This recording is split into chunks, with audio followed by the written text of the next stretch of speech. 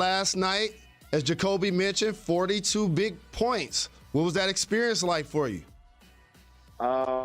It was everything for me. I mean, as you know, I love hoop. So anytime I can compete, be a part of something, it means a lot to me. I never take it for granted.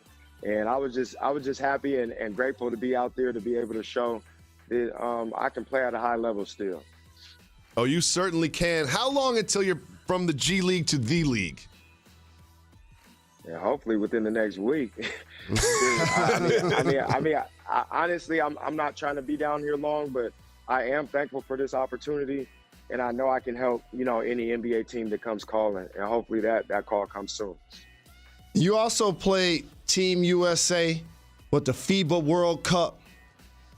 You're now playing in the G League. You clearly shown that you have what it takes to play in the NBA, and I agree. It should be happening immediately. So what has this experience been like for you doing whatever you can to keep yourself in shape while still playing the game that you love? It's been tough at times just because I don't see why I'm not in the league. Like I showed that I'm healthy. I showed that I'm the same player as I was before. But at the same time, I continue to have faith. I'm staying positive.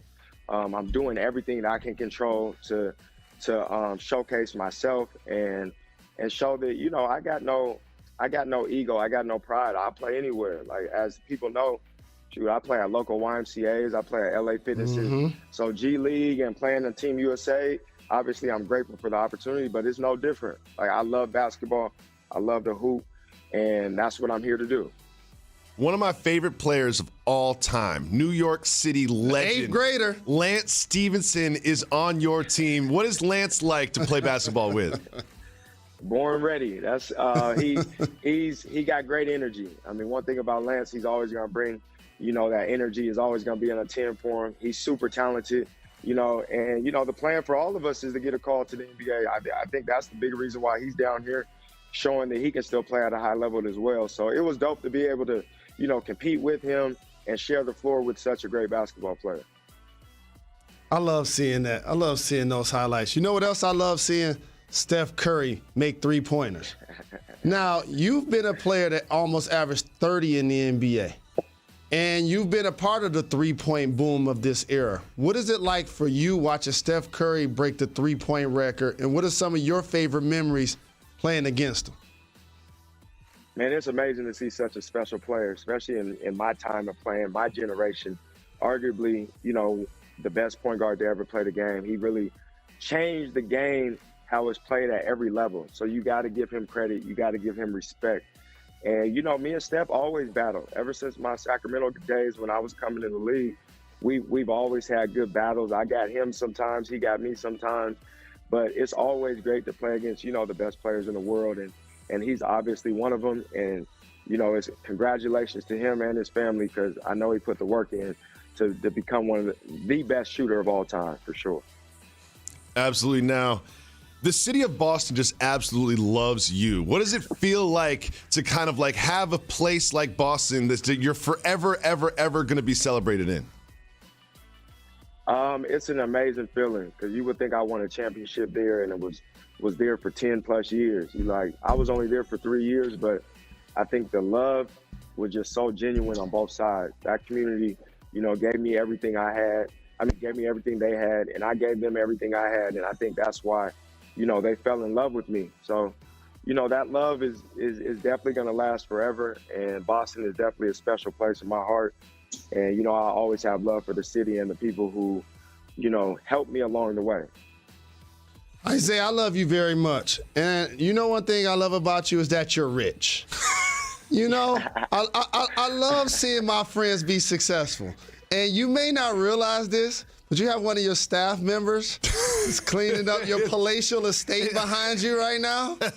So maybe while you're balling in the G League and you're doing interviews to get back in the NBA, maybe you may not want them to know you got that huge mansion that you own half of Washington. That's a hotel. Hey, look, I got to show the people what they want. That's all.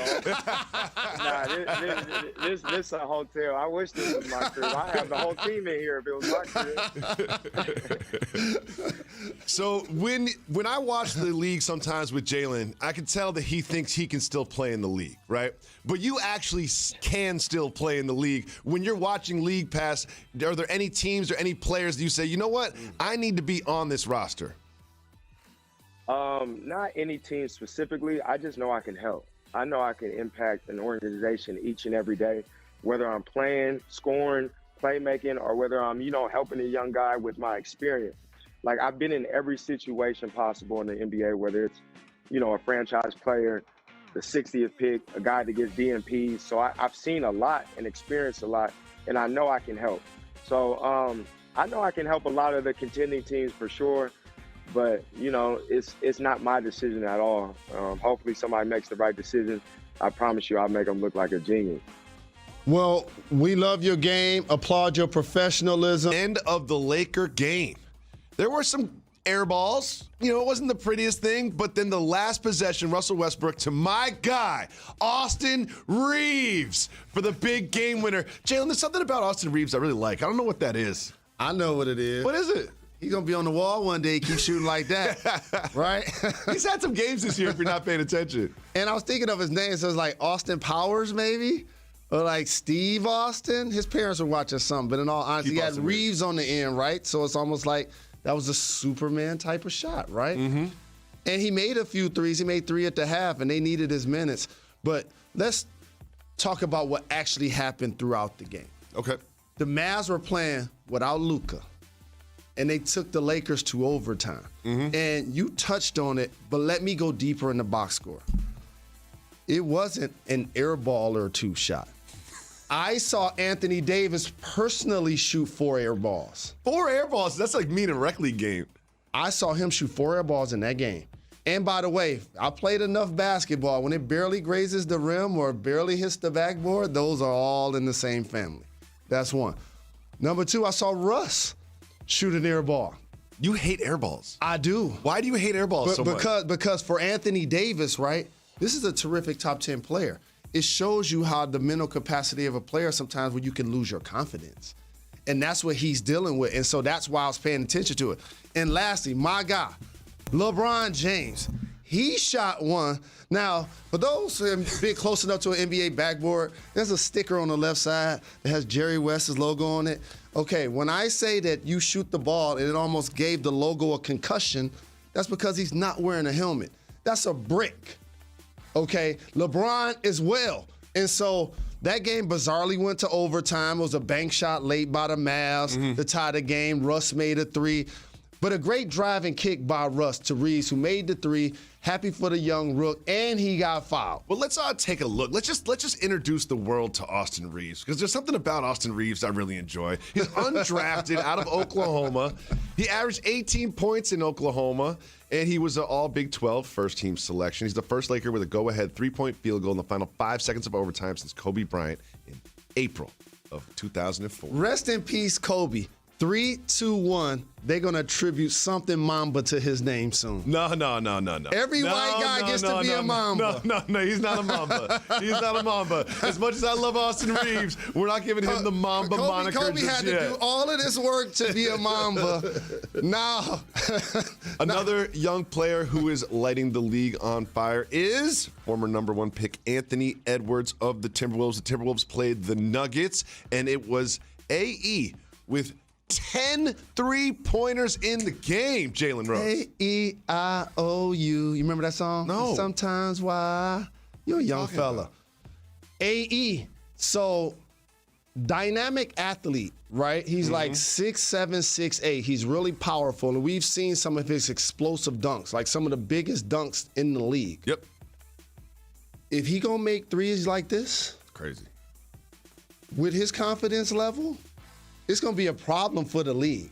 And there have been comparisons, and me and you went to Qatar with him. He reminded me of T-Mac. He's not as tall. T-Mac we're going with. He's not as tall. T-Mac. I mean, but T-Mac is just so tall, man. T-Mac is like almost 6'10", so who's going to be that guy's height? But I'm just telling you, like, the ferocity in which he attacks the rim with the flair for the dramatic. Look at him signing autographs in the middle of the But game. also being a bucket. Like, usually the powerful, like LeBron James can score the ball.